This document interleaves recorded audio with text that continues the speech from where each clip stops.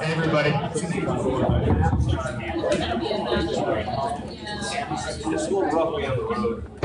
going to stand up here so I feel taller. So welcome to the Lean Startup Meetup Group. With a quick show of hands, raise your hand if this is your first time coming out tonight. Okay, cool. Everyone in the room tonight has, yeah, it's Dee. It's going to have an awesome time tonight. Dee is one of my favorite entrepreneurs in town. She spoke here last year. She's also spoken at other meetup groups.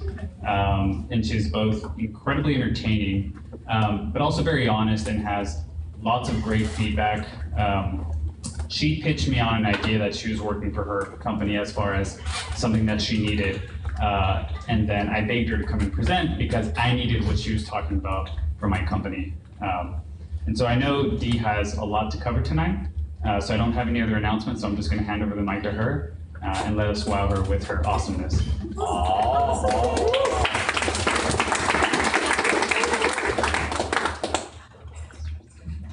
Well, where's my clicker? I need my clicker. I told them I'm not standing behind this podium either. She's got heels on. No, I don't have heels. That's not why. I just want to make sure the clicker works because I don't trust people. So it's always really cool coming and talking at these meetups and to the Lean Startup crowd. The time that I was here before, it was all about your startup story. And so I started there because I noticed a lot of people weren't able to tell a good story about their startup in a way that got them traction with customers and with the press.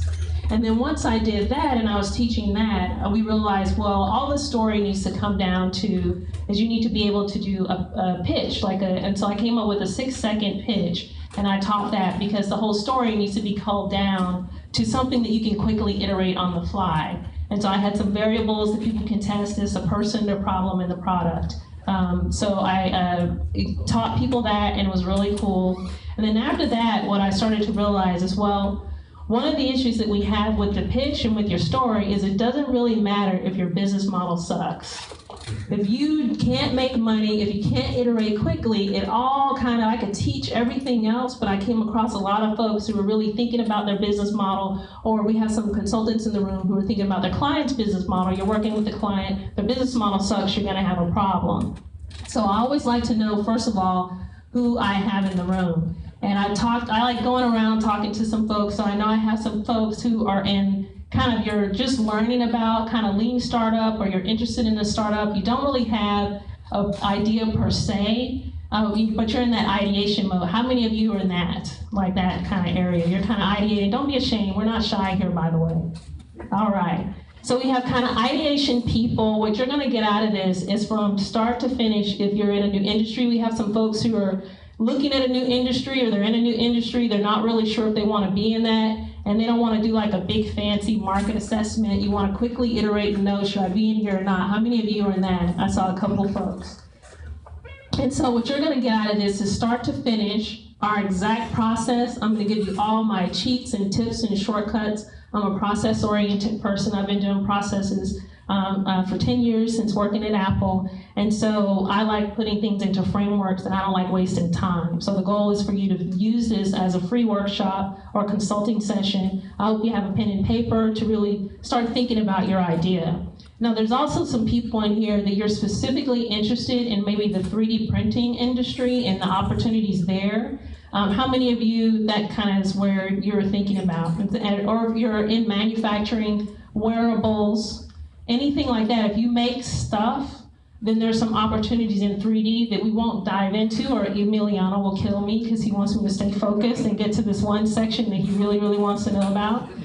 And but talk to me afterwards, because 3D printing can help you with your prototyping, with ideas, those types of things, being able to iterate quickly as well. And then some of you have some more mature businesses, or you're consultants, and you're maybe thinking about pivoting. Should you persevere? Should you keep with the business model? Or do you want to tackle something different? How many of you are there? You have a pretty mature business.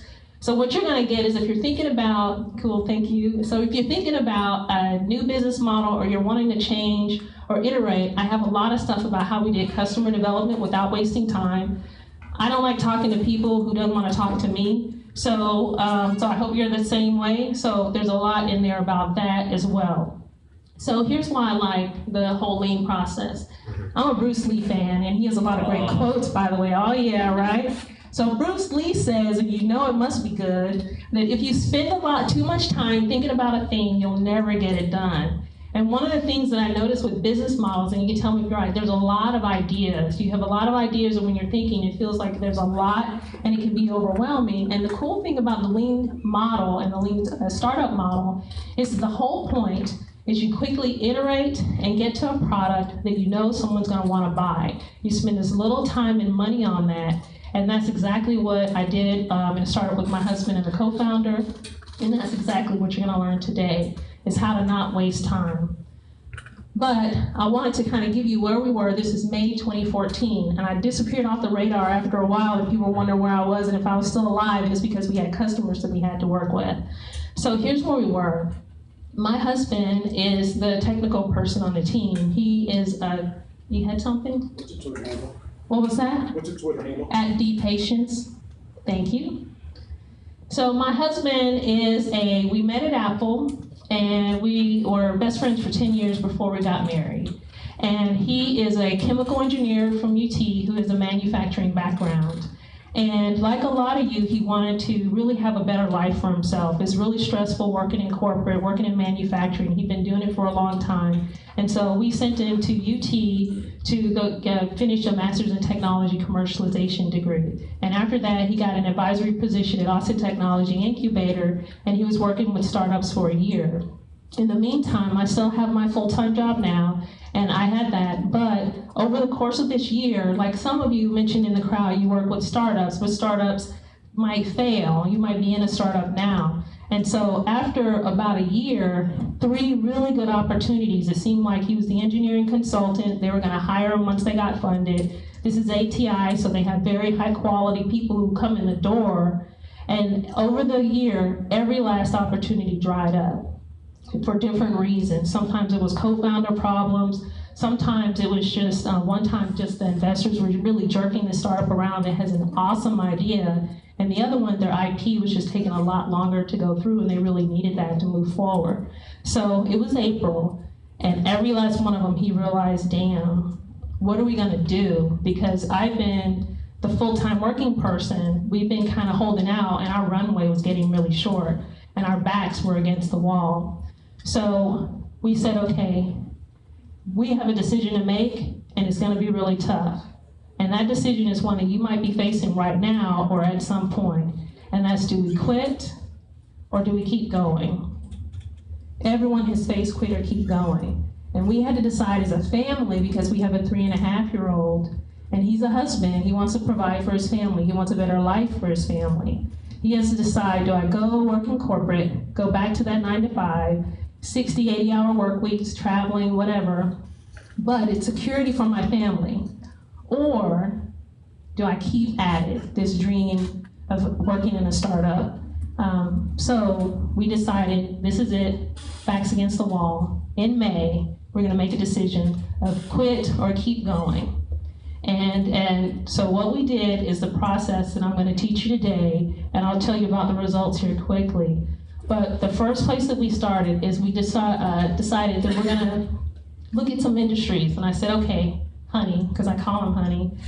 Even though he's an engineer, he doesn't really like being called Honey, but I said, okay, Honey, sweetheart, what do you really like to do? And one of the things when you're thinking, I think some of you are looking at, you have a career, you might have a career path, you can either work for someone else, but you're maybe not a right fit for some of these companies based on your background, and some of you might want to just launch a startup. Either way, it's kind of a scary decision.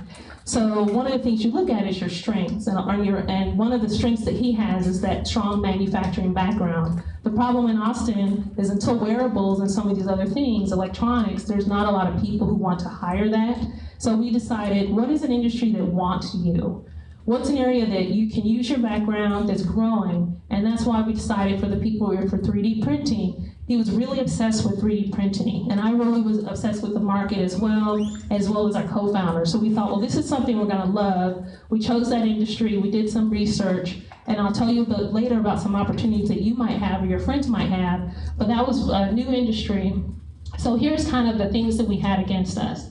We were in a market that we weren't aware of and didn't really know about. And this is all in May. We didn't have a customer, we didn't have a product, we didn't have a business model, and we had absolutely no money. We're at the end of our runway. So how many of you are facing some or all of these circumstances?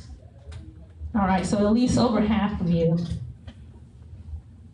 By the end of May, here's what we wanted.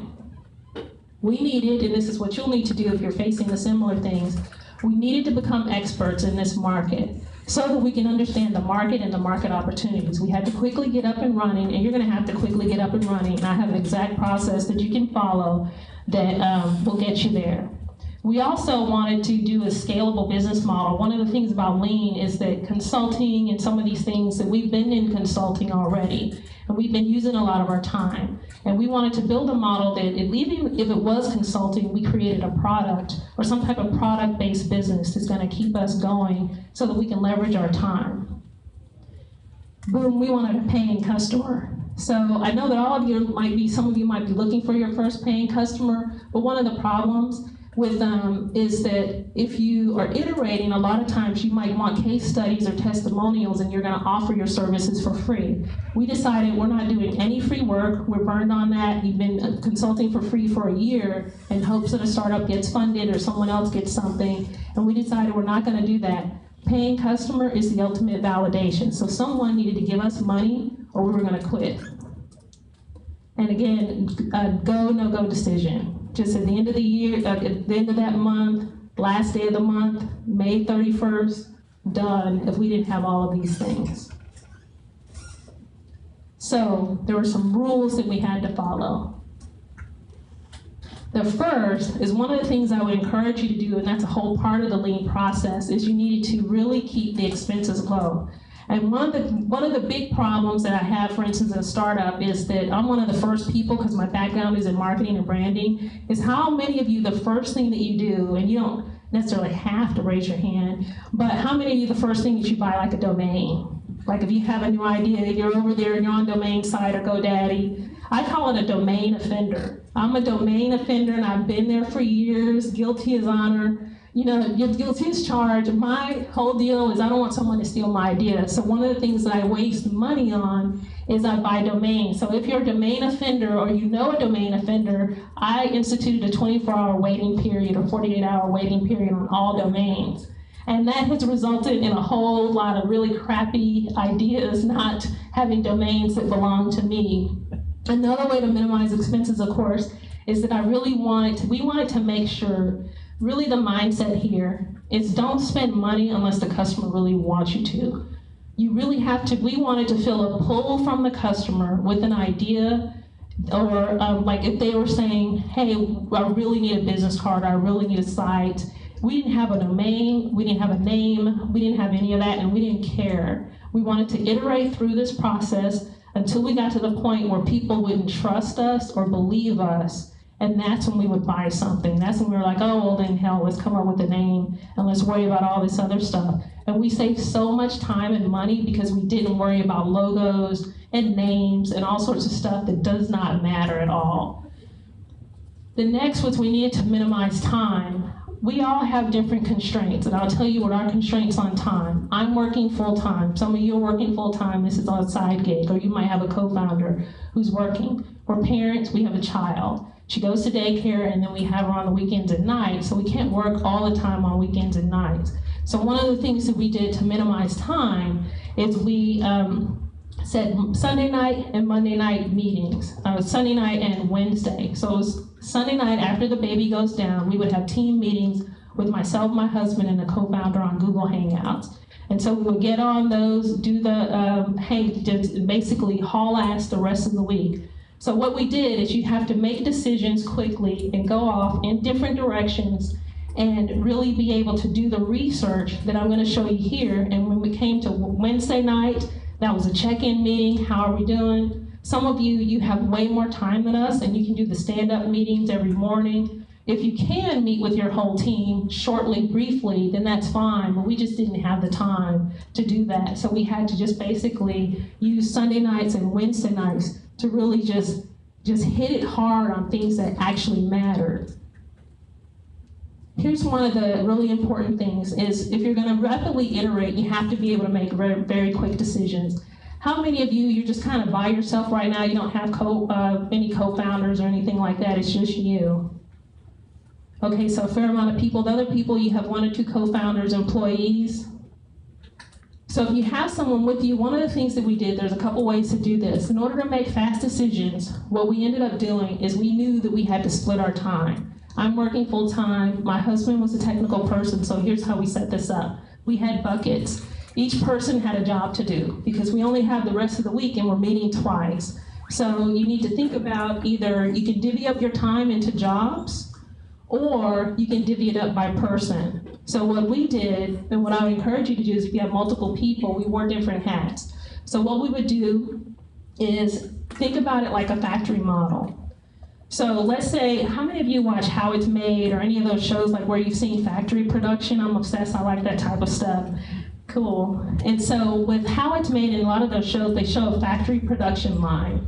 So the production goes from over here, something enters, and then over here it exits, right? And the way we looked at ideas and the hat that we had on and the way you need to think about business ideas and business model is it's almost like crap in, crap out. And so we wanted on this side of the conveyor belt only really good ideas to go through. Because if you think about a product, if you're making a product, if it's crappy here, it's gonna be crappy all the way through, except you spent a hell of a lot of time on it and a hell of a lot of money. So the way that we looked at the decisions is that we needed a person to put only the best ideas on the conveyor belt. And as you do customer development, as you do research, as you add more time, that costs you money, and you only want to really talk to customers if you're sure that idea is worth it. And so my job was to do all the market analysis and put good ideas on the conveyor belt. I talked to my husband, who was a technical person. Our industry was 3D printing. So as I would come across ideas, my job, instead of bothering the entire team, would be to take it to my husband so that he can say, well, here's why that won't work, or here's the technology. His job was to dive deep and get in the weeds on the technology. It's something that he wanted to do, something that he liked to do. And I would encourage you that we just assessed our skills, who likes doing what and who wants to take what. And at some point you might draw the short straw and not want to do something. But the things that we didn't want to do is I didn't want to talk to people, and neither did he. My husband is an engineer. And our co-founder was the people person who wanted to talk to people. So we thought, well, that's perfect.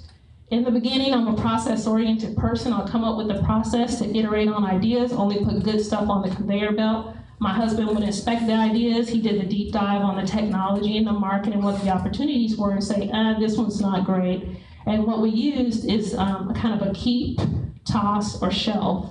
So ideas, basically, if they were crappy from the beginning, then we just toss them as quick as possible, kick them off the conveyor belt. If they were something that's more of a keep, there's something that we weren't really sure about, then we keep them going down the line, or you just shelve it for now, maybe because there was something that was a really big competitor or something like that, that we thought we'd have to think about more. But the goal was to not think too much about the stuff that went on the conveyor belt. We wanted to find the pain in the market.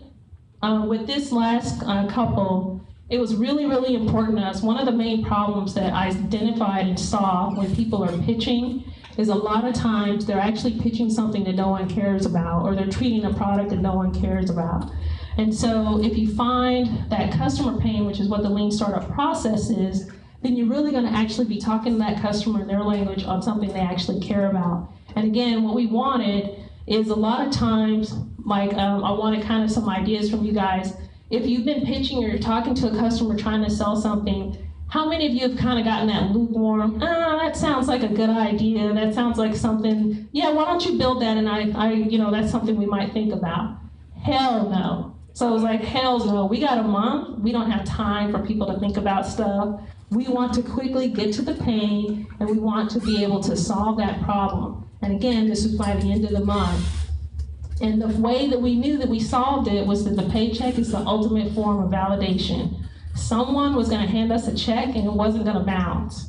And that was it. You know, the check bounce, that's not good. You know, it means we're in the wrong market, have the wrong customer. But that was it, and those were the ground rules that we really wanted to follow. Did you have anything? Okay. All right, so what were our results, though? Why didn't people see me? What were we doing? We vetted 20 business models, and this is the stuff that went on the conveyor belt. I looked through a lot of different things, and again, this is in the 3D printing industry of additive manufacturing.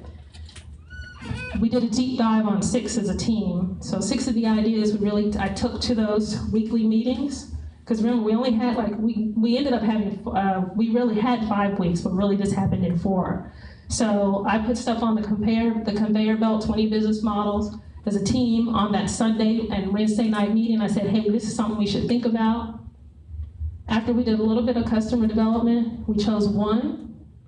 We got our paying client, and we decided that my husband was gonna be a go decision, and he gets to continue with his dream. What's up? How did you find the 20 business models?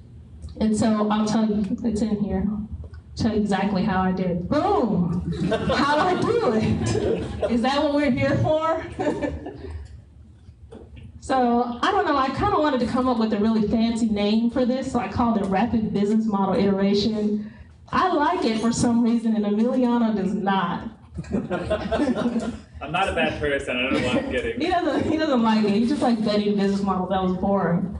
All right, so here's exactly how you're gonna do it. The first thing we're gonna do, even if you're in an industry right now, is you have to think about this. Now, one of the things we thought about in May is you have to think about like all of your time and attention, if you're gonna do this over a weekend, has to be extremely focused. No phone calls, you know, disappear. Your friends need to wonder if you died. Like, this is it. This is like backs against the wall. Where is this person? So you have to realize that what you need to do, and what we did to quickly get to the customer, is the entire team focused on this. And the first thing we did was the market assessment. And I want to give you another analogy for what we're doing here. The super fast market assessment, I don't want to pay anybody. I don't want to read a whole bunch of stuff from someone else. This is, I have a lot of cheats in here that I'm going to show you for getting up to speed in a market, whether you're interested in it or not, or if you're thinking about changing what you need to do. And then there's a couple filters that I'm going to cover on this next one. So I have an obsessive personality, and I like to know everything about everything. And so if I'm going to be in an industry and we have to become an expert, you have to think of yourself as when you walk in a room and someone throws out a name or a term, that you're not going to look stupid. You don't want to look like you don't know what you're talking about. If you're doing customer development, you're talking to a customer and say, oh, well, do you know about fused deposition modeling? You know, hell no. If you don't know, then you need to learn those types of things. So the super fast market assessment will get you there. And then there's a customer filter that you want to put on. And so in my mind, I was explaining this to my husband of what I was doing. In my mind, what I was doing is, if you think about, if you were on a new planet or you're in a new area, I think about it like I'm just in new territory, and it's scary, at least to me, when I'm going into an industry that I'm not aware of, or people are using terms that I'm not aware of. So what I look at is like I'm on a new planet, I'm in a new area, and I need to understand all of the universe. And you can figure out that ideas to me are like rain falling on the ground. There's different levels, right? Ideas just fall from the sky. Everyone has them, they're everywhere. And I think of it like the water on the ground, typically it's gonna be filtered. My husband was in the filtration industry. So as you filter ideas, there's these different passes that you'll make at it, right? And as you keep making passes, certain passes, and putting it through the filters, only the water on the bottom of the ground, on the bottom, that's gonna be the most pure. And so what we wanted is we put ideas in for them to go through filters, so that only the ones that pass those filters are the purest ones that we actually needed to talk to customers about.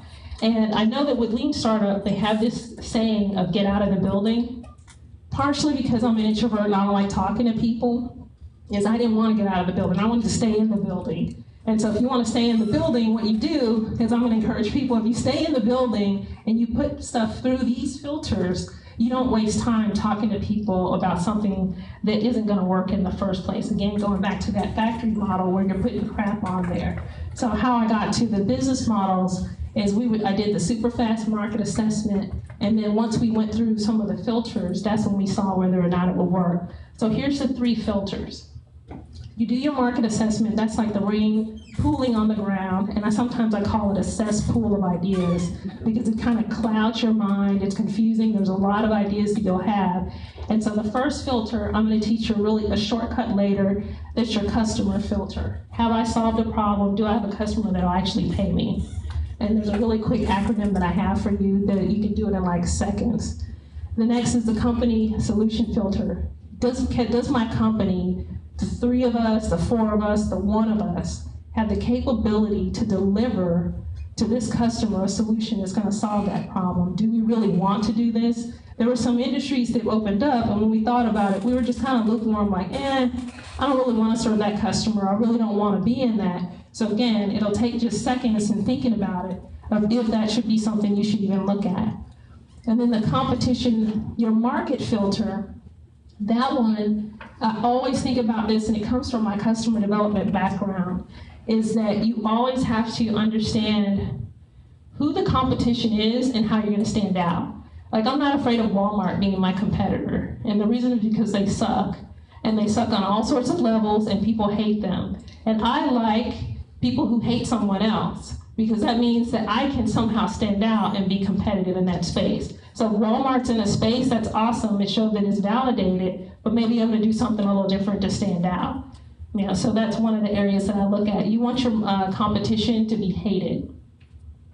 And then the last one, the one that Emiliano really wants me to get to, is how to equip the internal champion. And I have a cool slide that I'll show you on that. I always, immediately, as you're filtering through ideas, sometimes, for instance, one idea that I was helping a startup with, they had to reach executives in a company, top executives in big corporate companies.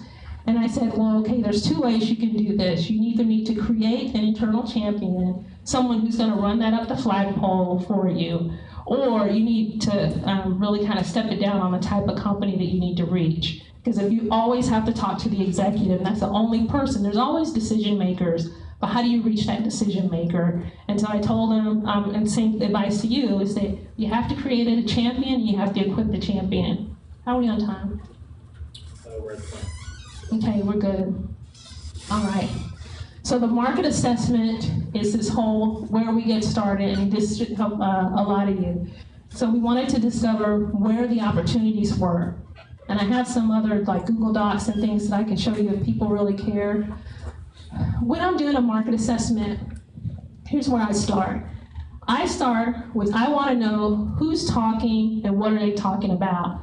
Even if I was in a particular market, like for instance, you're in the student loan benefits market, like let's say we're doing a launch. One of the key things that helped us is that if you're getting the lay of the land, let's say you do go to this other planet, the media is going to talk about what is important. They have stories to sell. They're going to be selling stories to customers. So consumers are going to be interested in these topics. And so although it may not be intuitive, really if you start looking at, and I have a slide on all the media things, but if you start looking at who's talking in this industry and what are they saying, what are they talking about, then you'll really start getting a good idea of the direction you need to head in. And it's almost like navigating yourself through like a jungle, because there's so much going on. It gives you a much more of a path. So we also have the customer. I have some cheats for that. Your competitors, who are they, and what products exist and doesn't exist.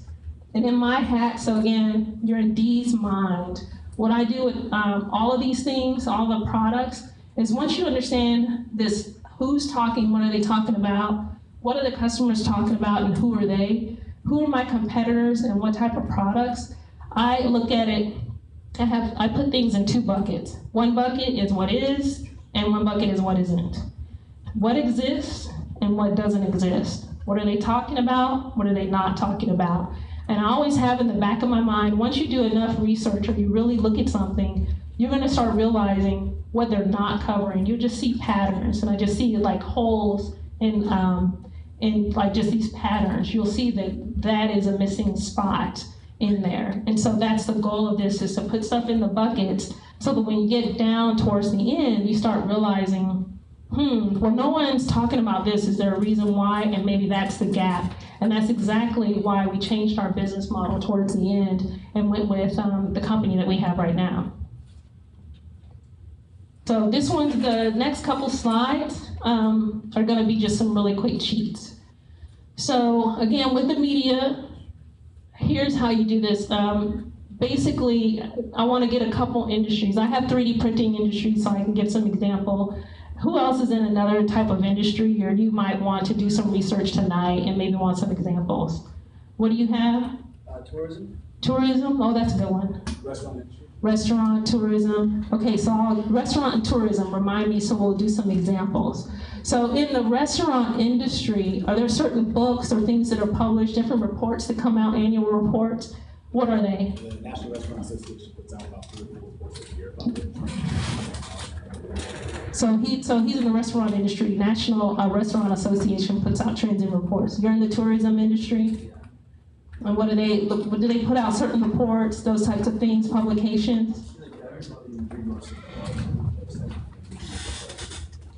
So you read a lot of blogs. If you're doing this process, one of the things you want to do is basically, you can set up a different email address or use your current one, but I got on everyone's email list. I just went and signed up for everything and then just watched it for like a week and like a hawk. And just, again, kept Google Docs, anything important, keywords, terms, leaders that came up. Is there another industry?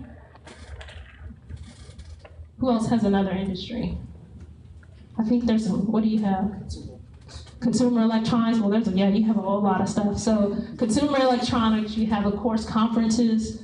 We have meetups. What I do as a cheat on meetups, workshops, those types of things is number one, what you want to look for is you want to look for who's giving them, who's the thought leaders, who are they inviting to speak, what's their background. I also want to know with meetups, what are all the topics that they cover, especially if it's a meetup where potentially your competition is or your client. Like for instance, we're going to go to hardware startup meetups and those types of things. We want to know what are they talking about, what are the topics they're covering. The cool thing about meetup is you can look and see, for instance, how many people signed up. Not that that's necessarily a metric, but if all of a sudden one meetup has like 120 people and they typically have 30, then that's going to be something that you want to know. Maybe that speaker or that topic is especially interesting. And again, we're just trying to get the lay of the land. We also have, just pretty much in every industry, there's an industry association and group. And this is important for us either starting to find your target customer or your competitors, because you also want to watch on, for instance, social media, who's following them, or if there's really big competitor groups that are following these associations. You can do a lot of research. Typically, they'll have some type of Twitter handle or Facebook group, and Facebook has a lot of insights and research that you can use for finding your customer. So you want to, for instance, find the industry associations and groups or meetups, and for instance, I read people's profiles in Meetup. I want to see who's going there, what are they talking about, who it is, and again, the whole point is to get the lay of the land, and that's one of the easiest ways, is look and see on Facebook groups what they're doing. Now the last one is in the tourism industry, do they have like certifications or not designations, awards? If you want to be a traveler, you're going to have like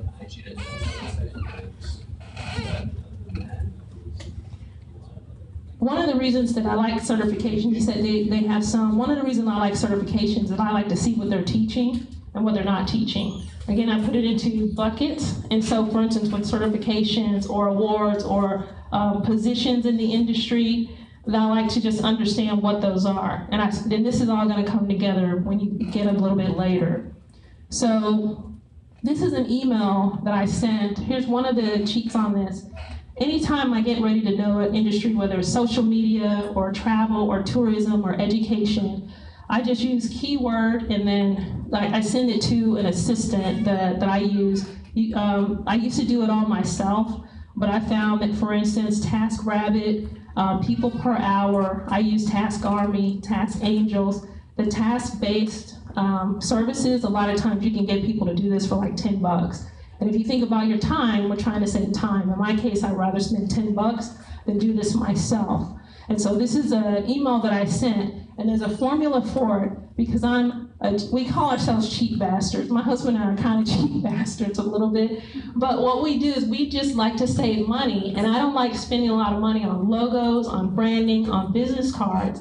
And so over the past several years, there's a formula to writing my emails to cheap designers, cheap people, someone on Fiverr. You know how sometimes you get crap, sometimes you get really good stuff? Well, here's a formula that you can follow to get good work out of someone who's really cheap. First line, so the title of it is the exact thing to do. Please research 3D printing industry is what it says. And on the top part, I said, I always give them a background on what I'm doing. So in this case, I said, my husband and I were working on a 3D printing business. We want more information about 3D printing resources and blogs. So on the first line, you have to tell them, my business is X, or I want X, and this is exactly what I'm gonna have you do. I filtered the keywords. We wanted 3D printers and printing. If you tell someone to research, they're gonna use their own keywords. So I wanted to give her an example of keywords that I wanted her to use. So give them examples of exactly what you want. The next section, I tell them, here's what I found already, because I found that I sometimes waste time on, like for instance, if you're doing research and you're in tourism or education or electronics and you want to learn about a new, like 3D printing or something new, then you want to tell them, here's what I've already found, just so they can't necessarily waste a lot of time researching what you already found. And then I have her subscribe me while she's finding blogs. Go ahead and subscribe me to those blogs. So I want to be on every list, and I want her to tell me where she subscribed me, so when I start getting all that spam, that I know that it comes from her. Is that helpful? I don't know. You're quiet. I don't like it. We're basically taking notes. You're taking notes? So that's a formula that I found. I always give examples, and if you can give screenshots or other examples, that's what I give to them. And so, for instance, this is what, just an example, he said I had to include visuals because I kind of threw together a bunch of text on the slides because I always spend a lot of time on my slides. So he said, this time just throw a bunch of text up there and I want some visuals. So this is one of my visuals. It's just, we found the Rapid Conference, and by the way, if you're interested in 3D printing, these are some of the top resources. I actually put together a PDF. Here's one of the cool things that's gonna help on the end when creating the customer champion. When you do a lot of research in an area, you're gonna come across all that frequently asked questions, 3D printing 101, tourism 101, you're gonna come across a lot of resources. If you catalog it now, while you're looking for those resources, you can create that for your champion, because your champion is gonna have the same questions that you had in the beginning. So one of the things that we created was an infographic on the top 3D printing resources for someone who's just getting started. And the only reason we knew that is because we used this process. So the things that you're doing with the media and what are they talking about and what are the blogs talking about, if you go ahead and kind of categorize those or just organize them, you can refer back to them later when you're educating your consumer. Cool? All right, so here's the customer. So this is, now that you've understood the market, you got some cheats. We want to pass people through you want to have this customer filter. And this is, again, just initially assessing the customers and who they are and where they come from. And I have some cheats on this side. So what we needed to know is where our customers coming from. And one of my cheats in any new industry is there's always going to be books written about the topic typically. And I like to go into some of the top books or top books on a particular product, and I look at the 2 to 4 star reviews on Amazon. I just basically toss the high and the low, because the low is usually some loser, and the top is usually just some crazy person who's like their best friend or something like that. But the thing about 2 to 4 star reviews is someone had to think about it, and they said, man, is this a 2 star? Is it a 3 star? What do I do? And so if you read those, it's a person who really thought about it, and I have some examples that really helped us. And this is also, of course, where you can start finding your customers, because a lot of them say, well, I'm a CEO in this company, or I'm a startup, and you start getting the lay of the land in that. So you can look at online reviews, social media. So for instance, for the people, and again, just do your keyword, tourism industry blogs, tourism industry, or if you're in a product, I look at Yelp reviews for the restaurant person, look through all those Yelp reviews, look at kind of toss the crazy people who got food sickness or whatever, and then look at the other people. You start finding really what the customer's thinking, and it'll just give you kind of a scope and a lay of the land. I really also like, Twitter has Twitter lists, and I look in LinkedIn groups. One of the things that helped us in the beginning with 3D printing is we just went to 3D printing LinkedIn groups, where they have it for every industry. There's always going to be LinkedIn groups that you can look through and start looking at the titles. And if you want to use that assistant again, you can just have her do it. And what we did is after a while, when we really knew what our business model was, we had her go through the LinkedIn group and kind of look at the titles and positions of the people that are in those groups, just so that we can have an idea of who we're dealing with and can they pay us. And then we're going to stock them in the wild. And I have something that we did that I can cover later of how we went. And the way that I call this stealth research. And again, the goal is to stay in the building. I don't want to go talk to people if I don't have to. And I really like to actually understand the customer a little bit first. And so I kind of think of myself as kind of a ninja in the trees, kind of looking on social media. You're kind of staring at people like, oh man, what are these people talking about? What are they doing? And you're kind of eavesdropping and really trying to pay attention to the nuances of what they say. And this is going to help you later because we need to use that customer's exact language. And if they say, you know, I really want to grow my company, or I really want to launch my company, or just those small nuances in language, if you keep hearing the same language over and over, I'd write it down. And again, that's the person on the end doing the conveyor belt. So here's some 4-star Amazon reviews that I wanted to show you as an example.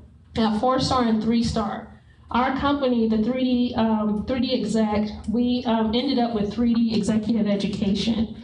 And the reason we decided to focus on that is because that's where the market pull was. Initially, when we were looking at the 4-star reviews and the 3-star reviews, we didn't really know everything that we were looking at, but we had the assistant pull them just in case, and she just put it into a Google sheet.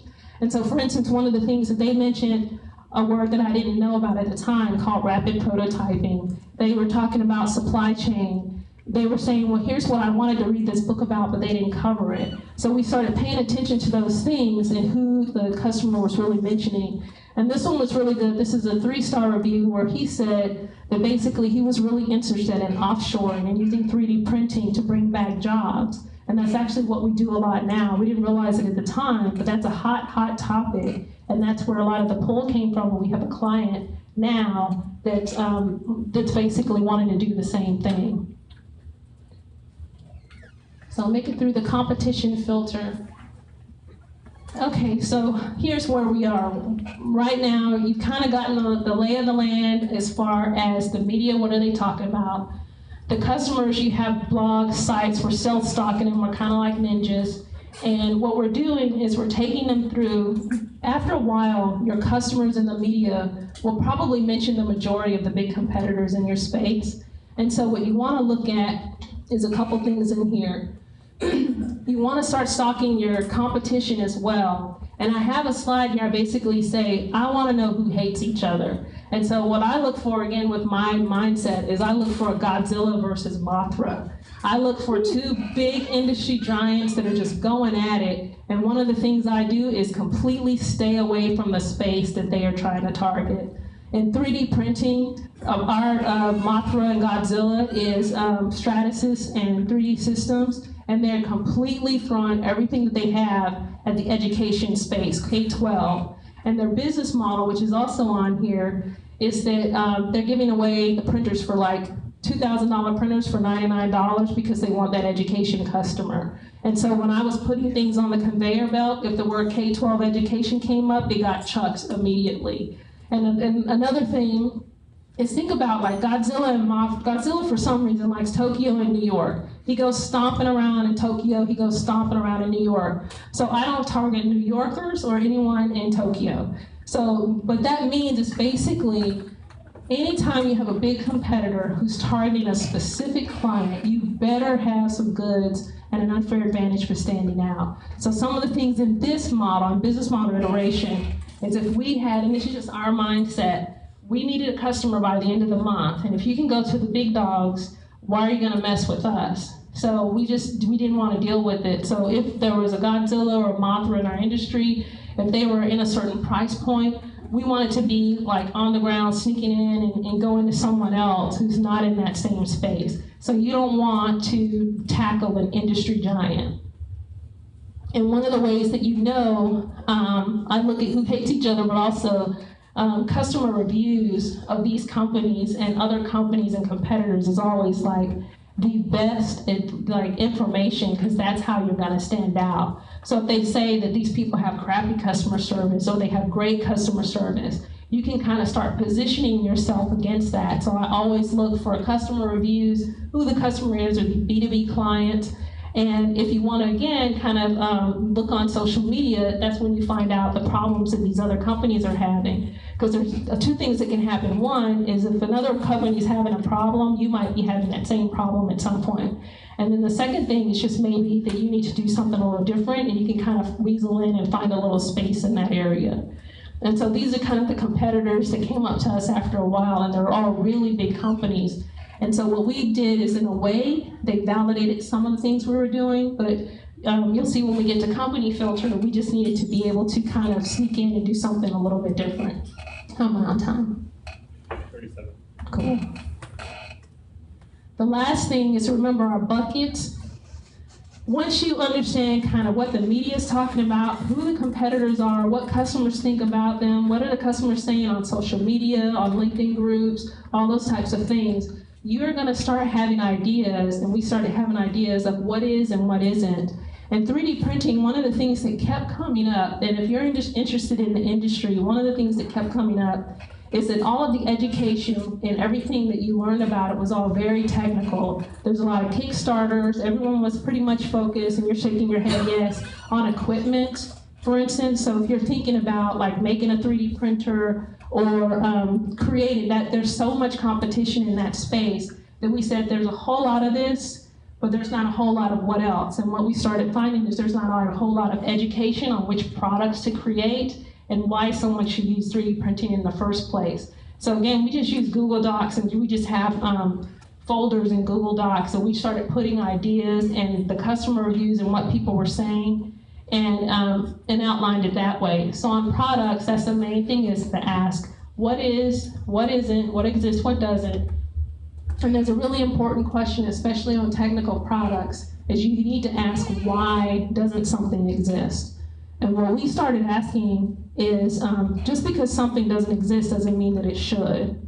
And so we would find things that, for instance, that one of the ideas that we had was 3D printing, it was recycled filament. One of the pains that we kept hearing in the market was that filament was really expensive. And so with the 3D printing process, if you think about it like a regular printer, you're printing out a piece of paper right now. On the 3D printing, the ink, that goes into your regular printer, your 2D printer, filament, which is plastic, is one of those that goes into 3D printer so that it can print it.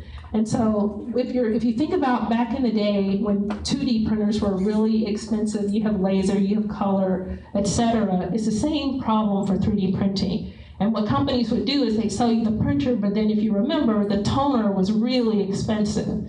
And so right now in 3D printing, what goes into the machine is really expensive, and a lot of times it's proprietary. So we were like startup-y, we're like, bullshit, we're gonna make some really good stuff. We're gonna make some recycled filament, because what happens is you'll make a product and it won't work.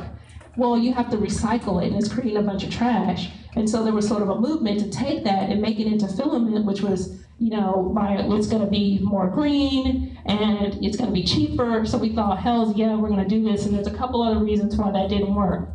Well, when I went to the technical co-founder, and I said, well, let's look into recycled filament. One of the problems with recycled stuff is that it gets out of spec. So if you have crappy filament going into your printer, it'll gum it up and it won't work, because it's just slight things that are out of spec, because it's not all uniform. But if you create it from scratch, it's going to be a higher quality product and a higher quality print. And so there's another reason why we wouldn't choose that model. But one of the things that we had to start thinking about with our ideas is, if something doesn't exist, is there a really good reason for it? And should we even think through that idea? We realized we shouldn't mess with that, because it's something that, although it filled a gap, it wasn't something that would solve the problem of necessarily having cheap filament. Wasn't as important to a lot of people as having a high quality of filament, especially to the people who are going to pay us. And so under products, you need to just kind of start keeping track of the consumer, who they are, what are the gaps that exist, and how can we solve them. Can you go back to the last slide for 5 seconds? 3 seconds, 2 seconds. So on the next couple slides, what I'm going to cover quickly are the opportunities that we found after all this, of what existed and what didn't. And you can use these as kind of case studies or examples if you're still thinking about things, and I can talk about what worked and why it didn't work as we go through the filters. So this is going to give you an idea of the 6 models that we put on the conveyor belt, and then when we go through the next section, we're going to cover why we didn't choose those models, and you might be making a similar decision. So there's 5 main areas. If you're interested, how many people, again, you were looking for ideas, or you're looking for an industry, or maybe interested in 3D printing? Raise your hands. We have a couple folks. And so I don't want to cover, I could talk to you afterwards. But basically, I come up with acronyms just to drive Emiliana crazy. I like acronyms for everything. So it's just easy to remember. So I came up with RISES. So really quick, with 3D, there's retail opportunities. If you know a friend that's making any type of consumer product, the wearables, jewelry gifts, there's a lot of 3D printed shoes. The materials are metals, plastics, ceramics. People are creating stuff out of sugar, so there's food that you can do precise printing on. Chocolate. Yeah, chocolate is one, and cheese, which is kind of weird. But anything that can melt and then go back to a solid state are some of the things that you can do. And so you can prototype. The reason why retail is one of the ones is because you can kind of prototype quickly without sending stuff off to another country or spending a lot of money on it. We didn't want to tackle industrial, which is one, just because we wanted to actually have a customer that we can access. The services industry is really big. That's where we entered. And so any type of training, consulting, if you're already doing that now, there might be an opportunity for you in 3D. If you're in the hardware, scanners and printers, I would say that there's a lot of competition in that area, but there's a lot of people getting they're getting a lot of funding from Kickstarter. And so that's one of the opportunities for you. And then if you're in software services, that's the last one. There's a lot of, there's a whole lot of opportunity there as far as cloud-based printing and solutions, security, IP. There might be some solutions for you there. I wouldn't say necessarily in the 3D scanning and modeling, because there's a whole lot of that going on, but that's somewhere that might be an opportunity for you. You had something? Yeah, what kind of money are they getting on Kickstarter? Some people are getting in the millions. There's people getting 400,000. A lot of people are getting funded. And of course, the problem is then you have to deliver on the product. So we saw some people who are getting funded, and then you actually have to produce it just like every Kickstarter, and you have to really grow. So there's a lot of, the 3dprintingindustry.com, they cover a lot of the hardware. And that's probably the best site to start with if you're interested there. So I want to take you through some of the ideas that we had. One is going to be 3D printed. We started the whole thing with the 3D printed figurines. And this may sound weird, but what we actually saw, right? It sounds stupid, but get this. Okay, so we saw, my husband and I said, well, what's so cool about 3D? And so we all know that you can scan someone and create a 3D scan, and I have a slide to show you what it is, but basically what we found is that anyone who takes a picture, well, you can actually have a 3D model made of yourself and printed in full color. And so besides a narcissistic person and someone who really loves themselves, or some X-rated opportunities, there's also, which is actually really big, but there's other opportunities, but there also, for instance, we looked at kids. And we looked at anyone who takes like school photos, graduation photos, first day of school, family photos, Christmas with Santa. You can actually instead scan your kid in like their Halloween costume and create a 3D printed image of them. And so that's the one that we actually came to Emiliana with and got obsessed with for a long time. And there's a reason, an important reason why that one didn't work, that we'll get to. We also looked at, of course, I told you the recycled filament. We looked at education for executives.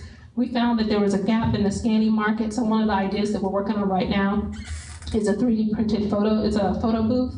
And so one of the problems in 3D is you have to walk around the person with a wand, often scanning. So ours is a solution that from all sides, you just take the one snap, and it's something that can easily set up and break down, and so the market for that would potentially be photographers who are going to do the 3D printing of these people. And it's because we found that, for instance, kids won't stand still while you scan them for 10, 20 minutes. So that was one of the reasons why I didn't go with that one. And then we had a software one that was one of the problems in 3D printing that we saw a lot was the fact that you have to either make your own file or go find it. And on Thingiverse and some of the places where you're finding the file, it won't actually print. It's not a good file. It's just someone who threw it together. And so I don't know if you can see this, but you can see that some of these are pretty lifelike models, and they can be printed in different types of bronze, gold, different types of metals. And so basically these are people who in Walmart, they're going to start probably having it in the US. They did a test in Europe.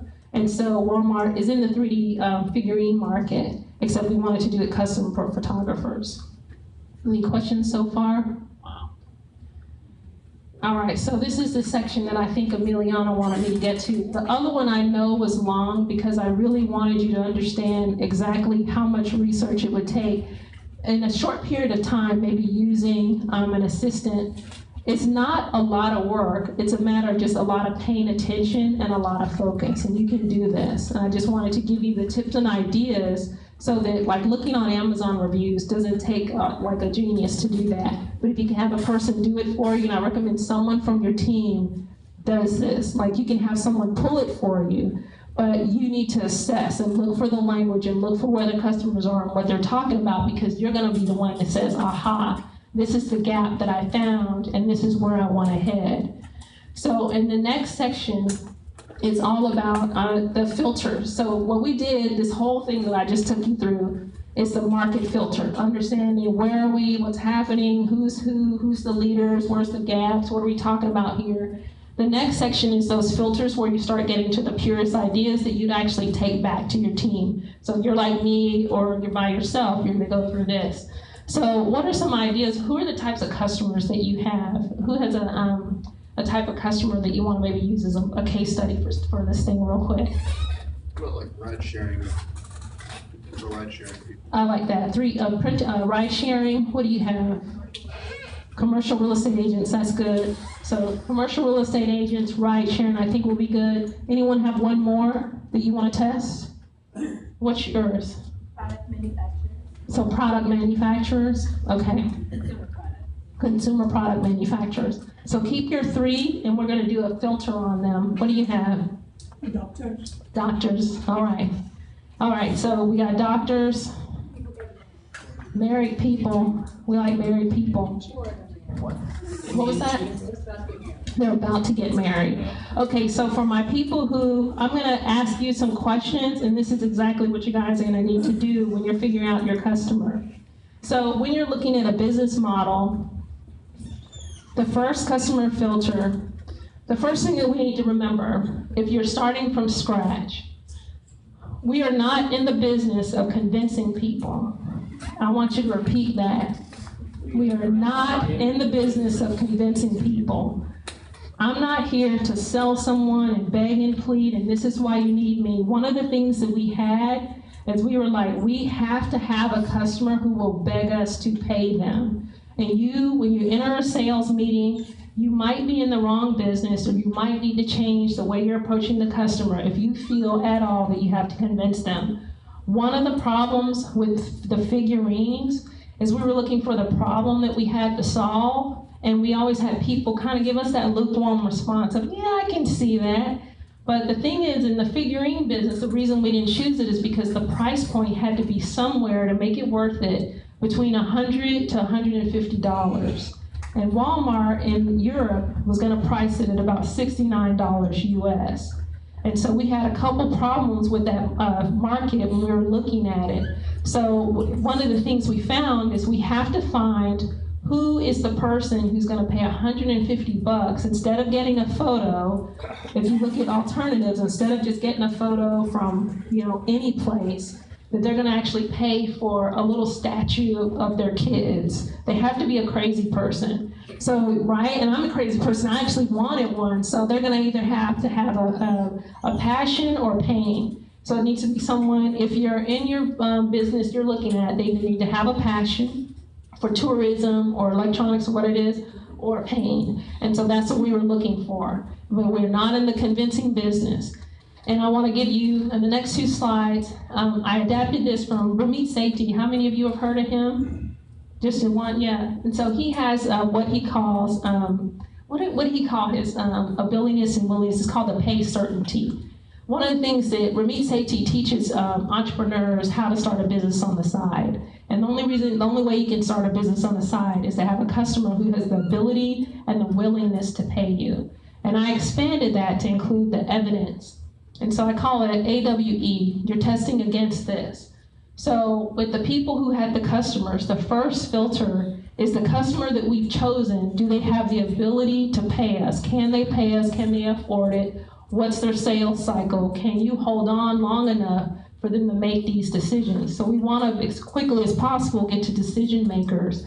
But who's the customer? And I know some of us have business customers, but can they make a decision to pay you? And so it's the ability to pay. And so we had a couple of folks back here, and we'll bring up all of them, willingness and evidence. So this is like, take seconds. And I'll use myself as an example. One of the things with the recycled filament is we're like, our customer, who's the customer? It's either someone who wants to like help the earth, we're recycling, or it's a cheap bastard who wants to use cheap filament and they don't want to pay the other one. So if you're in the cheap bastard market and you're targeting customers who don't want to spend money, or you're going to provide a discounted solution, you really need to think about that. And so one of the things that we did with this is we said, well, we can't afford to be working with cheap bastards, so they might not have the ability to pay us, or if they have the ability, they don't have the willingness. And so they need to have the willingness to pay you now. Not tomorrow, not after they thought about it, but they have to really have the willingness. And the evidence, the last E, is, are they actively even seeking solutions? Do they even care about this? Because a lot of times, one of the things that we do with consulting at Austin Technology Incubator is that you look at your alternatives. And if you're familiar with Porter's Five Forces, you have to look at the buying power of the customer, and are they even actively seeking your solution? Do you show, like for instance, in the Amazon reviews, what I love to see, or in product reviews, is if you look for customers that'll say, I've been trying to find a damn printer for a really long time, and this one sucks, it's not working, so I'm going to keep looking. You want to start finding customers who have been doggedly trying to find your solution.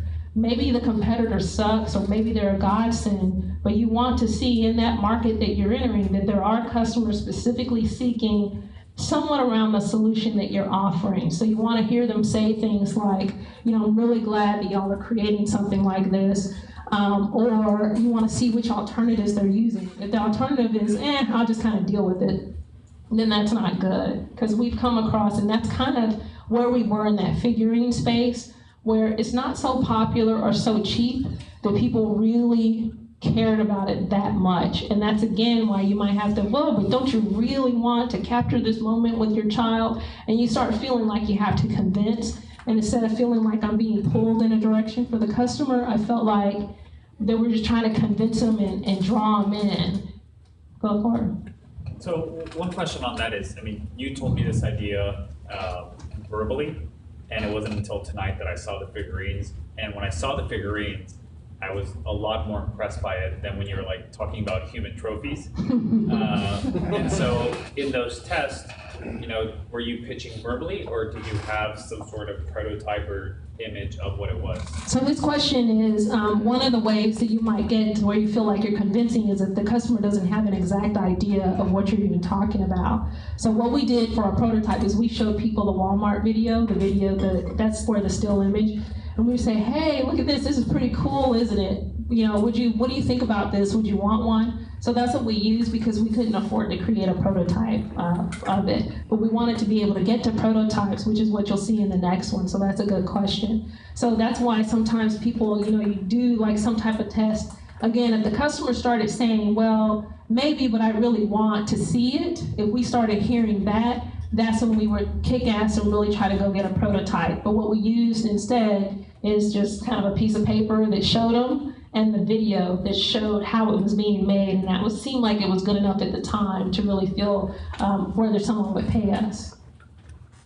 He had one in. Too much of a question, but at the point where you're trying to convince someone, it's actually the perfect time to ask them, well, you don't want that, what do you want?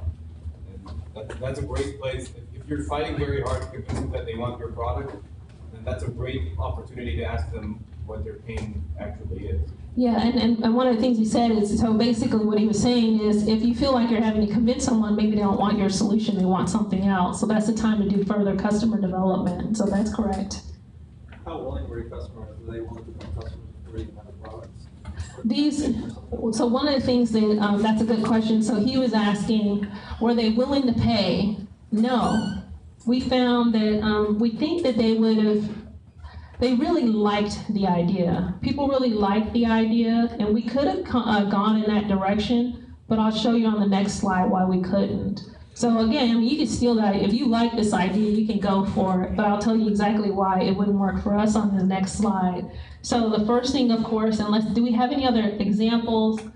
You want to share experiences with this one, maybe a time that you tried to seek a customer and it just wasn't working for you, or if you have a question on this slide. I have one. Real brief. What are some tools that you now use that you wish you had used before to actually get this kind of data?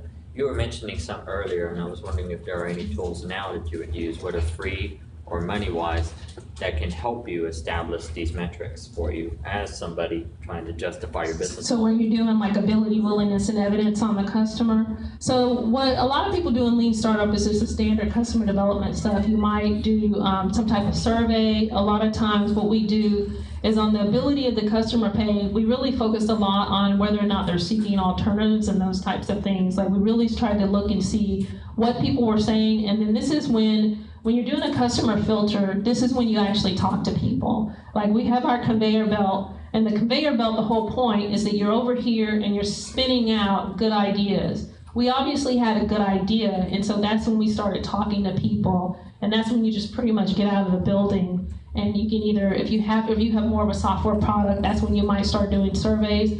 We just don't want to waste time doing stuff that doesn't matter. But by the end, kind of when we got over here, that's when you can do your customer development type stuff that's in all your Lean startup. And what do you have? Any tactics to find the right people to start talking to, the pre-filter? Yeah, so he asked if there was a pre-filter for, okay, how do I find a customer who has the ability to pay, the willingness, and the evidence? I have a picture in the stack, in the drive, but we got on a whiteboard. So one of the things is we got on a whiteboard, and you've already done, remember, the market assessment. You started looking at what's the media talking about, blog comments, who are the customers. The whole point of the market assessment is to start understanding which customers, LinkedIn groups, who's buying products. Your product reviews will give you some ideas. And so one of the things we did is we got on a whiteboard and so we just wrote down, who would our customer be? Okay, we have moms, we have what type of mom, we tried to drill down. Well, what are the incidents, what are the time, when do people take photos? When do they use our product? When do they care about tourism? Is there a certain season? Is there a certain type of product that's coming out? How are people using the product? And so we got on a whiteboard and just started outlining. And so for instance, the person who's in consumer electronics, Christmas season, comes up. So are there specific times of the year that I can find this person? Or is there a specific use? So we went to the use of the product. Why would someone take a photo? Well, usually they want to capture time, they want to capture Christmas, those types of things. And as we started talking to just moms at work, we just started saying, when do you take photos of your kid? And we asked them also a peripheral question, which is who buys figurines in the first place? What type of person is that? I have one that was given to me. There's this popular figurine called Willow Tree, and they're like little angel-y things that people buy for different mementos and occasions. And so we started, like for instance, you can go to that store and kind of ask the staff there, who are the types of people who buy figurines? Is there something that they have in common? Or even walk up and just straight up talk to someone on the street. So you try to go where they are. And I have an example here. One of the things we thought about is, okay, we have a mom or dad. Why would they want to buy a figurine of their kid? Why would they want to use this product in this way? And who would it be? And one of the things in talking to just people, they said, well, again, Karate Kid, the kids are in karate, they want a memento. Anytime, those school sports photos are taken, graduation day. I looked at occasions when someone would use our product, and that's one thing you can do. And so we thought about who the mom would be, this obsessed mom, And we thought, well, maybe there's a Whole Foods, there's a Whole Foods mom, and we happened to be in Whole Foods. And one of the things I did is I call it stalking them in the wild. So basically, you have your ninja tactic where you're in the trees and you're looking down on social media and blogs and forums trying to stay in the building. And then when you get out of the building, you want to go to maybe where they shop, where maybe they have your products. And so we just thought, and I don't know what you think about this one. You kind of, why did you go to Whole Foods? You're kind of snippety about that. But I'm going to give them a hard time. But one of the things is we're sitting in Whole Foods, and this is the one that's up north, and they have kind of a catwalk where you can watch the people at the registers. So we just started watching moms and just noticing, okay, well, because the Whole Foods mom, someone who can afford to go there, they might have the ability to pay us, and they probably have the willingness, they really care about their kids. So let's just take a look at what they do. Let's stalk her, in the wild and really kind of, hide out and look and see what she has going on. And one of the insights that we got from that, besides feeling a little bit creepy, is that we really started to notice the mom, when the kids were in the baskets, or the moms, and we went at like 10 o'clock on like a Tuesday, and it's only because I happened to be off on holiday, and we said, well, let's just go to Whole Foods and eat, and then we'll watch and see if this mom, like if there's any insight that we pick up. And so one of the things that we did is we watched all the moms with their kids at the checkouts, and we looked at about 10 moms. We came up with a name for one of them, was called Victoria. She was like our avatar. What we're basically doing is trying to come up with that customer avatar, and we want to watch her. And one of the things we noticed is that she always fixed her kids' hair, she touched them, she kissed them. And after watching a couple of these moms, we said, wow, she's kind of a doting mom. She's like, I kiss and hug our daughter all the time. And we started just thinking about the psychology while we're drinking beer, so it's really fun at 10 o'clock. And so, because you can drink the beers there too, so it's really fun. And so we just looked at this doting mom and we thought, well, maybe that's, and we've been doing customer development, and one thing that kept coming up is that we thought about, what are these users afraid of? What is it? Since you're in the passionate market, right? You're not in the problem market sometimes. For you, they're in the passion market. What is it this mom really wants? And we went back to our customer development interviews, and we realized that she wanted to keep her kids, she wanted a snapshot of her kids at a certain age. And one of the fears with moms, one of the reasons why they want you to dress up, and go with Santa, the 3 to 6-year-old, the 3 to 7-year-olds, that's a special age for parents, because your kids are old enough to do something with, but not to talk back to you as much. Like, they start feeling like they're grown at 9, teenagers, all hell in a handbasket, it's over at that point. So there's this window of time where this mom gets to capture her kids being as perfect as a 3-year-old could be. You sit still for the photo, and she like has this memento. And so one of the things that we talked about, that when you're talking about your champion, is if you stalk your customer as a ninja on social media, online, and you stalk them in the wild, you get mannerisms that you can start using in videos or case studies. Like every startup has like maybe a video of the customer using their product.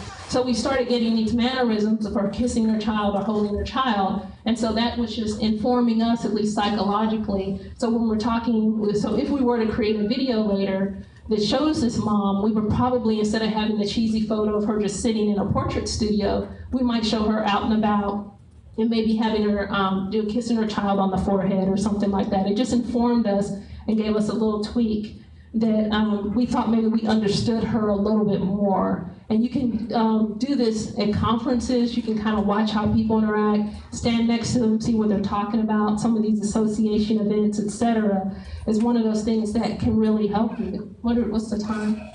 It is 8:05. It's 8:05. You didn't tell me. You're supposed to keep me up to speed on this Keep stuff. going. Okay. Keep on asking. All right.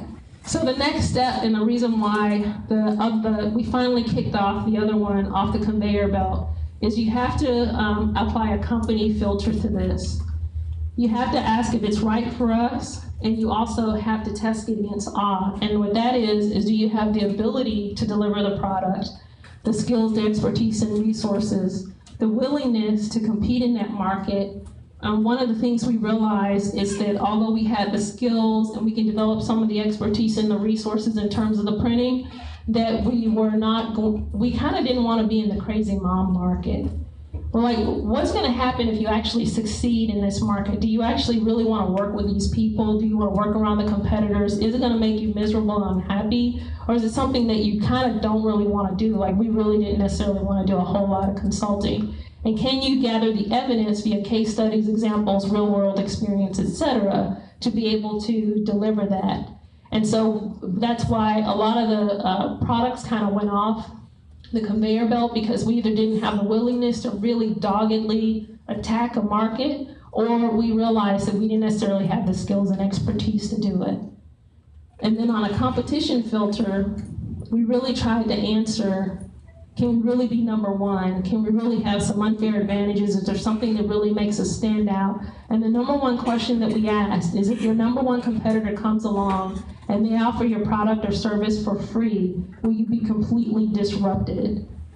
And this was an important one because we actually did have Deloitte come and offer our product for absolutely free that we were developing, but we were not disrupted because we had some unfair advantages in that space. But it's very important that whatever you're doing, if someone can come along and copy you, then that's going to be a problem. And some get to the champion when you have the Q&A or whatever. Was it at the 30-minute? So the last thing that we want to cover is something that's really important. And if you're in a B2B company or a consumer, at the beginning, you have to realize that the customer, it needs to be your champion. And that means we have to know them, understand them. That's why we want to stock them, really understand the market, come up with those products and solutions. And so with the customer, we're always looking at how can we create an advocate, and especially in B2B, you want to create an internal champion that's going to run your idea of the flagpole. And I have ideas on exactly how we did that and how you can do it, but I wanted to give you kind of 101 on sales and kind of sales psychology. There's a lot of books on it. The one thing that we always remember for the companies, you have different companies and customers, is that the customer needs to sell you to someone, always. They basically, the way I look at a customer is I only have so much time, you only have so many salespeople that will work for you. And the customer can basically help scale your business if they're giving you repeat and referral business. And so you want to be able to create a champion so that they can sell you to the people that they answer to. If it's a wife, she might answer to the, like, well, why did you choose that peanut butter? You know, there's always someone who's going to help that person doubt the purchase. And so whether it's their friends, whether it's their family, you don't want buyer's remorse. You really want to equip the customer to be able to handle objections. Why did you choose this company? Who are they? They're new at this. You know, you're really sure about this decision. So whether it's a boss or someone else, you have to figure out who do they have to convince that they should make the purchase and that it was the right purchase, because otherwise you'll get returns or you won't get repeat and referral business. So you want to equip them to handle objections and handle your company and talk to you. And when you're looking for case studies, you go back to stalking or the market studies if you're using their exact language of how they describe the problem, how they describe the solution, and the case studies mirror that, then they're going to be equipped. So boom, this is the one I was telling you about. So when I was talking to Emiliano, we were talking about his startup with student loan benefits. And I said, you know what? You need to equip the champion like Rambo. If you're gonna have someone selling for you, don't you want this dude dropping in? You know, this guy is ready to fight, he's ready to battle, he looks really serious, and this is just the mindset that I have. When you have a customer and they have someone who doubts the purchase, or you might feel like on that B2B, you want someone who's extremely well-equipped and well-trained to handle objections and to sell you to the next person. And so here's exactly how you do that. And this is what you need to think about, and then I have some resources. I always assume that my Rambo has one shot to succeed. Like when Rambo goes in, someone ain't coming out. Like basically, you need to assume that when someone brings up your company, your name, or what you do, they have the one shot. So you need to give them as much as possible so that they can use it on the fly. Maybe they have a sit-down meeting with their boss. Maybe there's something that they're going to talk about with someone in the elevator, but they have one shot, and that's just in my mindset, is that I need to give them everything that they need, because when he goes in, there's a jetpack, there's like a machete, there's some knives on the side. You want to create resources, tools, frequently asked questions, everything that gives them everything that they need so that they handle it in that one shot chance that they might have. And so you have different resources and tools for the various situations. And again, this goes back to whether you really know your customer, and that's where the lean customer development process is going to come in handy. Who are they answering to, and how do they convince that person that they made the right decision, or that they're going to make the right decision, that this is for them?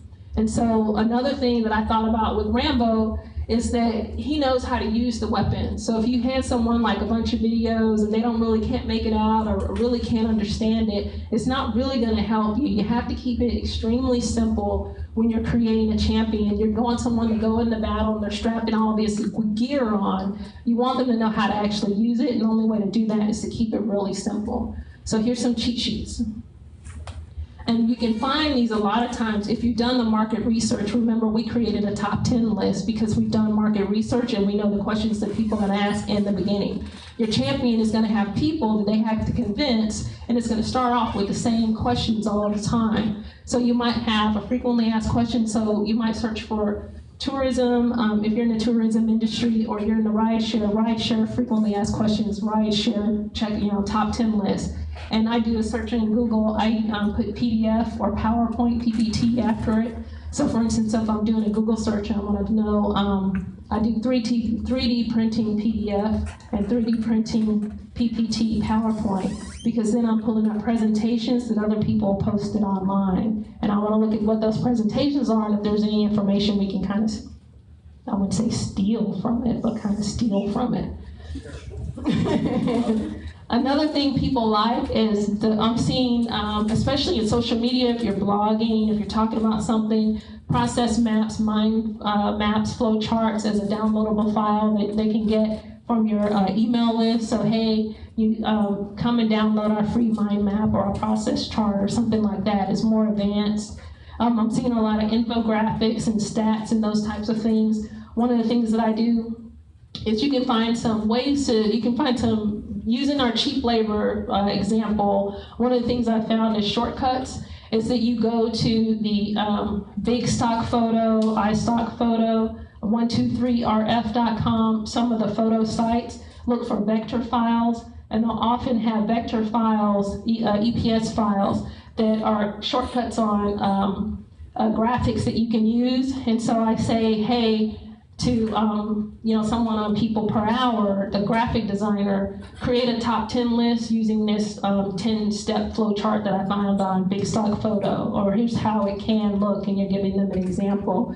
And that's a really quick way to get a pretty nice looking infographic for really cheap. If you want to step up, we want 3,000 to 6,000 word articles. They can be in a series, or ways that your avatar can kind of give someone something to read for the people who like that. Anything that's beyond about 3,000 words up to 10,000 is going to be a really good. You probably don't want to go over 10,000 unless you're doing a Kindle ebook. And then we're going to be doing webcasts, podcasts, video interviews to become thought leaders in our space. Because we've listened and you've done that market assessment and you know the universe of something, you often know the questions to ask, who to interview, who to talk to. And so if you wanted to really become a thought leader in the space, then you might think about having a podcast or creating like a really quick video series or something like that on the value, for instance, of student loan benefits or what's really happening, and kind of interview some thought leaders or people or companies in that space. And so, for instance, I grabbed this. This was an example of a top 10 that we sent over. We have some editing to do, but I got it for like $20. It's a PDF, and so I got it on Big Stock Photo. This is just an example of what we created for our champions. and it's the top 10 3D printing business resources that people should go to. So I pulled the logos and the files. It's kind of a smaller font, but it's like a PDF that we printed out. So we have some editing to do, but we just had it made like last week. So this is what we have on iteration number 1. And then one of the things we did is we realized in our market that one of the things with education is that there wasn't a process. It was just like random stuff that people did to figure it out in 3D printing. So me having a process, I created a 6-step process, and then we had this infographic created. So I just took that pyramid, which was on big stock photo, and again, I had someone make it for like $15. And it looks at least a little bit more professional because I don't have design skills. So our business model 1, and we do 3D printing education for businesses. That's where the market was. We help companies in like manufacturing side implement 3D technologies. Our advantages, we have university partnerships, and it's our system. And so the customer had the ability, willingness, and evidence that they were willing to pay us. We had the ability, willingness, and evidence that we could actually deliver on it. Talked about our advantages and our neat solution, and we ended up getting a paying customer who was a university. And what we found is that basically the education customer, they were trying to figure this out too, and corporate companies are trying to figure out, how do I use 3D printing to grow my company? And the word be globally competitive, be competitive kept coming up. So when we started talking to people, we were using that language of how do you stay competitive in a global market? And that come up in the Amazon reviews, it came up on blogs and sites if I really want to remain competitive. So the manufacturing customer that we have, we asked them, why did you call us? And they said, because I want to be competitive in my market. And we just keep hearing that showing up over and over again. And so that's a client. We have an education company that wanted to start offering the solutions, and they wanted to be first in the world. So we made them first in the world to offer university level courses in 3D printing. And so here's my quick reminders. We are not in the business of convincing people, period. There might be times where you have to at least adjust, but you need to choose customers with the ability, willingness, and evidence to pay you. Make sure that your company has that. Stalk your customer. After a while, we're going to be ninjas, and then we're going to stalk them in the wild. And we're going to equip our champion like Rambo, using all those tools and resources and everything that you've got, so that when they go into that meeting, that they can sell you. So we just make sure, Bruce Lee says, obey the principles, but don't be bound by them. So this is just what we did in this iteration process, and we just wanted to mainly share that with you. Cool, did you have any, what did you say? Okay, who has the first question? Any questions, case study? All right, so at some point you mentioned that your competitors started giving away your product, and that still did not impact your business model. How did you do that? Excellent. So one of the competitors y'all saw was Deloitte. How many of you heard of Deloitte Consulting? Pretty damn big company, and they've been in 3D printing for a long time. What we were initially going to do, thank you for the question, what we were initially going to do is we were going to offer 3D printing education courses for like $100 or $150 so the companies can get up and running. And we were just gonna have some slides, do like one of those screen share things, and we had customers who seemed like they were willing to pay for that. And then 2 weeks before we were gonna launch that, Deloitte, I was on their email list, and they sent an email that said, Intro to 3D Printing for Business Executives, free. And so they offered our exact product for free. They did it much better than us. They partnered with a huge competitor, which was 3D Systems, and they were also at a university. So the first thing we thought was, holy shit, shnikes. But the second thing, one of the things about that is we liked it because it validated the direction that we were heading in. We were looking at a couple different people who would buy 3D printing. We stole a lot of their language, and what we ended up doing is Deloitte offered the course for free, so we took the course. There were 6,000 people who signed up in 2 days. And so that actually gave us validation. And the second thing is not a lot of people can afford Deloitte. Deloitte's not in Texas, and they're not around the people that we're talking to. So what we said is, well, Deloitte is still not offering a university course. And at the time, my customer had already paid us. So we told them that, number one, we made you first in the world. We got on engineering.com, we sent a big press release about it, and there was a whole press release strategy that I have, by the way, to really get that press release. Because I watched the media, I positioned the press release in a way that it was going to entice the media. And so we launched our course, but we realized that people might want university courses so that it gives a certification, and Deloitte was still very intro. It wasn't on how you use it to grow your business, it was a glossy overview. And we realized after a while, it looks like they're not gonna be in that market. They're a really big company, so they're kind of like the Walmart of the industry. So we just basically tightened down our focus to specifically manufacturers, and we figure we're gonna stay in Texas for now. We're not gonna try to go global. So we pulled back and didn't wanna tackle the global market. We decided to not go to Tokyo or New York because they're global now, Deloitte is global. So we're not gonna battle them on their own field. We're gonna stay in Texas because Texans, we can kind of more one-on-one talk to people. That's the next question.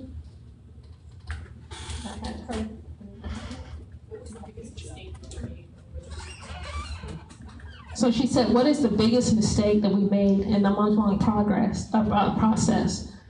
One of the biggest mistakes is that when you're rapidly iterating, when you're iterating this fast, we're making fast decisions, but we ended up having where there's myself, my husband, and the co-founder. He thought he was right, I thought I was right. He wanted to take the company in a direction of working with like educators and doing technology commercialization with 3D printing. And because I was on this side looking at ideas and I wanted something that was faster, I wanted to take it into executive education. So we constantly had fights over, when we come back into those Sunday night and Wednesday night meetings, of which direction should we head in. Is he right or am I right? And I ended up being right because Deloitte beat us while we were fighting and talking about it. So we had gotten paid in May, but we needed to deliver the product in June. And we had said with this education customer, we're gonna deliver these paying products. Well, now we're doing it for free because we got beat by another competitor. And so one of the things you might do is you have to decide on how you're going to finally make decisions on that business model, and if you wanna stay working together. And what we decided is, you go do your thing, I really feel passionate about this. So we split off into 2 companies, and so this is the one that my husband and I are sticking with, and then he can go do his own thing. So it wasn't necessarily a mistake, but it was one that came up of where you have to all get on the same page and figure out where you're gonna go with it. So he had one, and then I think you did. I just want to make sure the slides on the. Yeah, so he was asking if they're gonna get the slides, so I can put them or link somewhere, yes. Yeah. How did y'all recruit your co-founder? And then why did y'all recruit him prior to having a product? Why did y'all go that route? So his question's a good question. He asked, why did we recruit our co-founder? Why do we think we need him? He was actually in the decision. We had been talking about launching a startup together. So I do startup consulting. I'm with the Black Technology Council, and that's part of what I volunteer for. I work with Google and Facebook, and we consult and help startups. So we're all advisors, the 3 of us, and we knew each other. So when we were having this conversation, the way that it fit is that he is on the technology commercialization side, and he was also had the university partnerships. He's the reason why we got the first customer. He had credentials that we needed, and he also had relationships. So when you're thinking about co-founders, we were looking at which relationships don't we have that might be helpful later, and which skills do we have that we might need later, and he filled the gap for us. But y'all didn't know y'all were going into the university arena in the beginning. Right. You were already recruited. Was that just Yeah. participation or? No, basically, we didn't recruit him. The 3 of us sat down and said, where do we have overlap? Where do we think we might go? What are the relationships we have? What are the relationships we don't have? So that when we're doing the company ability, willingness, and evidence, we had kind of the lay of the land. And then play to everybody's strengths. Yeah, and use everybody's strengths. So one of his strengths was that he's a lecturer at UT and ACC. So we had in the back of our mind when we get to company that do we have expertise in a given area, or can we produce evidence that we're good at something? And that's one of the reasons that pushed us towards this versus the figurines, because we had more of an advantage there because of him and because of my husband. So that's a good question too. How did you validate your pricing model if your competitor was not charging? So she was asking, how do we validate our pricing model? So basically what we did is we did not offer those courses for that price. We went with the university. One of the customers was it was a university that was a client. So they're the ones who paid us. They're the ones who pulled us. We had two customers. One was a manufacturing customer, and we have others now, but one was in the manufacturing. It was an actual company that wanted to use 3D printing. And so we just basically said, here's how much you're gonna charge. And they said, okay. So we basically looked at standard consulting rates of $150 an hour and offered a retainer package and said, well, the next time then we'll maybe double it or increase it. But we didn't want to mess around with a whole bunch of shimmying around on price. We just said, are you gonna pay us this? And if they would have said no, we would have said, how about this? And so that's basically what we did on that. And with the university client, we looked at the average cost of university courses. They made us an offer. It was 5 figures. So the check didn't bounce. And so we're like, that's how we validated that. Check's not bouncing. You took a Deloitte course? Yes. How much of what Deloitte had in that course was really just a hook to get the CEO or high members anyway in the company? Yeah, so he was asking on the Deloitte course how much it was kind of hooking the CEO to go do their consulting. Probably all of it, but Deloitte has had a lot of other resources. We realized, and one of the things you'll do when you're equipping your champion is you're going to be repurposing content. So Deloitte publishes a whole bunch of stuff on 3D printing. They have a lot. Deloitte University Press is dupress.com, dupress.com. They have for aerospace, again, industrial people. So we didn't mess with aerospace, defense, any of the people where they're stomping around in a certain area. And so we actually looked at their course and said, aha, this is great because we wouldn't have covered this as in depth, or we wouldn't have done this, or our videos wouldn't have been good. So it was actually really good that they did that because they probably saved us a little bit of a headache. But we actually had people pay for the course. It ended up being a $69 course. We had some people in other countries who we just kind of put up a page and they paid us. We put up a page that said, pay us for this course, it's coming in a month. And then we asked the guy if he wanted a refund once Deloitte did it for free. And we're like, well, we'll consult with you for free. And he said, nah, just whenever you have a course, then, I really want to be competitive. So I want to pay you guys, this is a cheap enough price. So we have the courses right now at $1,500 for executives, and then we're creating other ones. So we're creating courses for the universities, and we're also creating working specifically with manufacturers on the consulting side of things. And we created products that will create that we'll be able to sell to them that's off-the-shelf education. Like here, if you want to get your workforce up and running, just that 6P, the pyramid, follow this process and you'll be able to do it. So that's what we're doing right now and iterating on. There's another any example or anything like that? Did you go take that free course that they were offering? Yeah, and they're actually doing it again in October if you get on their list. So if you're interested in this field, they just sent an announcement, and that's why I think it's extremely important, whether you use the assistant or you just go put yourself on people's email list, that would have been crucial if someone would have said, hey, well, what about this free Deloitte course? And we would have said, what? Or something like that, like, damn, we would have been in trouble. So you have to know what people are talking about, and right now I'm signed up for so much 3D printing stuff because I have to know what's going on and who's talking about what and doing what. Did you have, on yours, was it helpful with the equipping the customer, or did you have something specific that you were thinking about? I think it was a good framework to start with. Okay. Great. All right. Cool. Anything else on the last call? You mentioned briefly, thank you.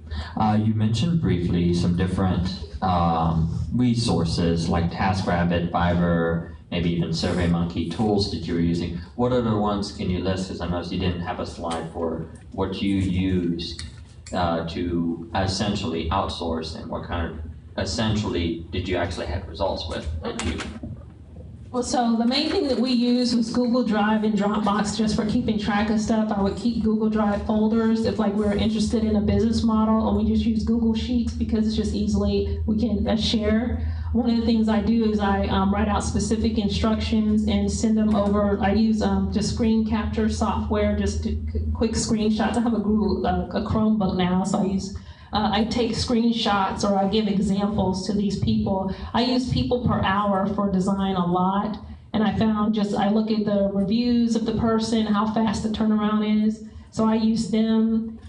There's also like Odesk and Elance, but I typically use the task-based assistants for a lot of this.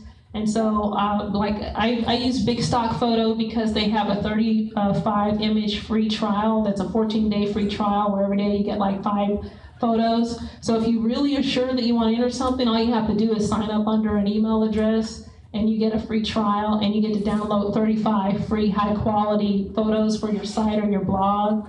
And so just keep signing. If you really want to be a cheap bastard, then you're signing up under a different email address to get your free trial. But all of the images that I created that made us look really slick, like I created brochures, I did it under the 35-day free trial because we didn't want to spend any money. You did that with who under what free? Big Stock Photo. If you do a 14-day free trial, you get 35 high-quality images for free.